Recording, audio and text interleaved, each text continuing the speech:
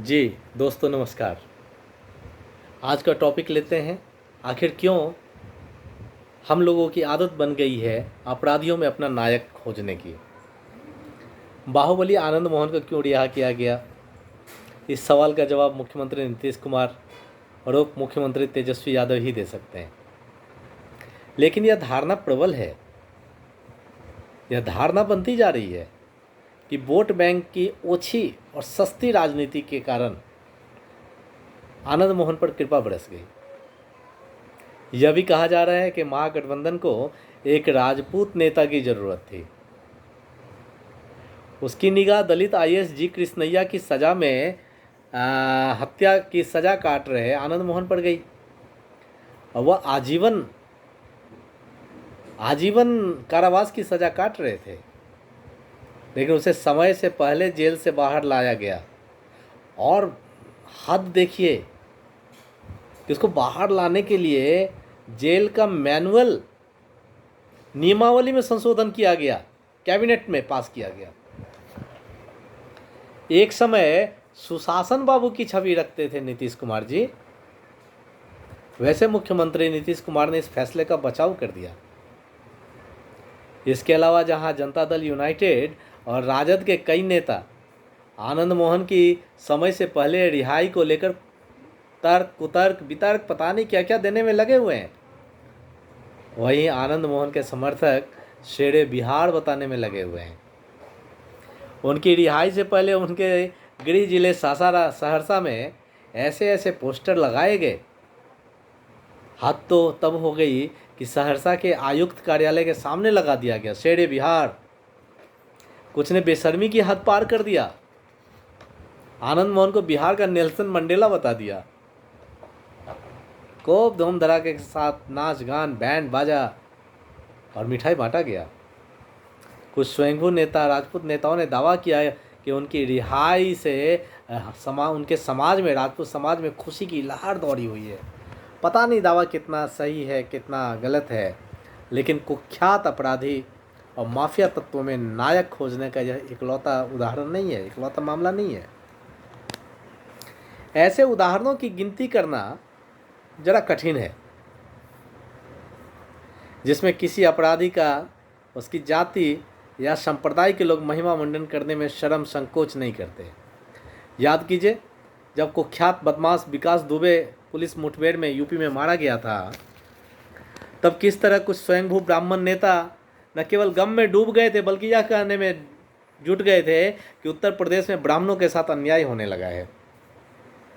ताज़ा प्रसंग अतीक अहमद का भी है। दुर्दांत अपराधी, आतंकी रिश्ते, पाकिस्तानी कनेक्शन, एक दुर्दांत अपराधी अतीक अहमद, वो अपनी समानांतर सरकार चला रहा था, कानून का शासन उसकी जेब में था।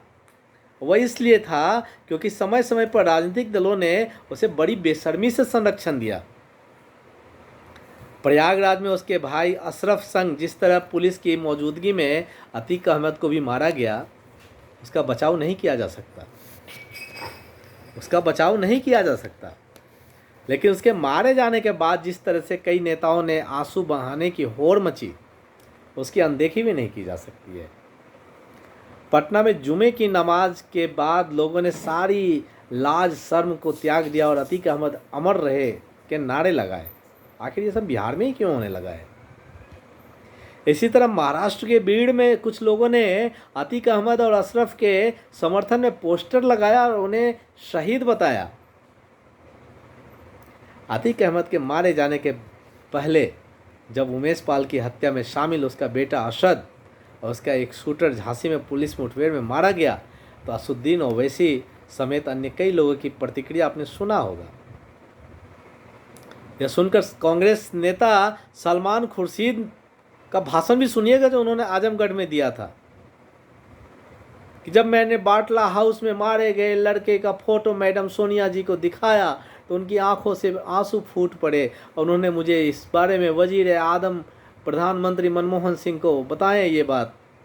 ये कहा, यह कोई दबी छिपी बात नहीं है कि बाटला हाउस का जो मुठभेड़ था, किस तरह से एक के बाद एक नेताओं ने उसे फर्जी करार दिया लेकिन इसका एकमात्र कारण वोट बैंक की घटिया राजनीति थी, जिसमें आतंकवादी को, अपराधी को, कुख्यात को, दुर्दांत को नायक खोजने की, नायक बताने की होड़ मच जाती है। उस समय के गृह मंत्री पी चिदम्बरम इस मुठभेड़ को सही बता रहे थे, लेकिन कांग्रेस के ही दिग्विजय और दिग्विजय सिंह सहित कई नेता इसे फर्जी बताने में तुले हुए थे। वो भी तब जब इस मुठभेड़ में दिल्ली पुलिस के सब इंस्पेक्टर मोहन चंद्र शर्मा ने अपना बलिदान दे दिया। बाद में अदालत ने इस मुठभेड़ को सही करार दिया था। दोस्तों, वोट बैंक या जातीय सांप्रदायिक अस्मिता की सस्ती राजनीति के कारण अपराधियों का महिमा मंडन कोई नई या अनोखी बात नहीं है। यह राजनीति इतना अधिक विकृत रूप ले चुकी है कि आतंकियों का महिमा मंडन किया जाता है। याद करें कि 1993 के मुंबई बम धमाकों की साजिश में शामिल आतंकी याकूब मेमन की जब फांसी हुई थी तो उसके जनाजे में किस कदर भीड़ उमड़ी थी। यह न भूले कि तब एक अंग्रेजी दैनिक ने, एक अंग्रेजी न्यूज़पेपर ने निर्लज्जता की पराकाष्ठा को पार करते हुए परिचय दिया और कहा, and the hanged Yakub Menon heading था। यह भी सबको स्मरण होगा कि कश्मीर में मौजूद मुस्लिम आतंकी बुरहान वानी के मारे जाने के बाद किस तरह से उसे आतंकवादी नहीं बल्कि एक हेडमास्टर का बेटा बताया गया, भटका हुआ नौजवान बताया जाने लगा। चंद दिन पहले, कुछ दिन पहले ही माफिया मुख्तार अंसारी और उसके भाई सांसद अफजल अंसारी को सज़ा सुनाई गई तो कई लोगों के आंखों से आंसू निकलने लगे, छलक पड़े। स्पष्ट है, जाति मजहब की गंदी राजनीति के पतन की कोई सीमा नहीं। इस पतन में राजनीतिक दलों के साथ साथ मीडिया का एक बहुत बड़ा हिस्सा भी शामिल है, जो कुख्यात समाज के कुख्यात अपराधियों और यहाँ तक कि आतंकियों, बर्बर आक्रांताओं तक में नायक खोजता है। वो और कुछ हो सकता है लेकिन प्रगतिशील तो हरगिज नहीं हो सकता, समाजवादी तो बिल्कुल नहीं हो सकता। लोग जाति और संप्रदाय के आधार पर अपराधी विशेष का महिमा मंडन इसलिए करते हैं क्योंकि उन्हें अपनी क्षुद्र राजनीति चलाना है और शायद इसीलिए वो प्रेरित होते हैं। इसके चलते डाकुओं को, लुटेरों को, गैंगस्टरों को, माफिया तत्वों को बड़ी आसानी से रॉबिन हुड, मसीहा, पता नहीं क्या क्या संज्ञा दी जाती है, करार कर दिया जाता है। ऐसा करके समाज को बीमार बनाने का काम किया जाता है। और इसका एक और उदाहरण हाल में पंजाब में तब देखने को मिला जब अतिवादी और अराजक अमृतपाल के समर्थन में कई संगठन आंसू बहाते हुए नजर आए। तो हमें अपराधियों के महिमा मंडन को रोकना पड़ेगा, अपराधियों में नायक खोजने की आदत से हमें बाज आना पड़ेगा, क्योंकि अपराधी और माफिया तत्वों को बचाव करके हम समाज को केवल और केवल बीमार बनाने का काम कर रहे हैं। धन्यवाद।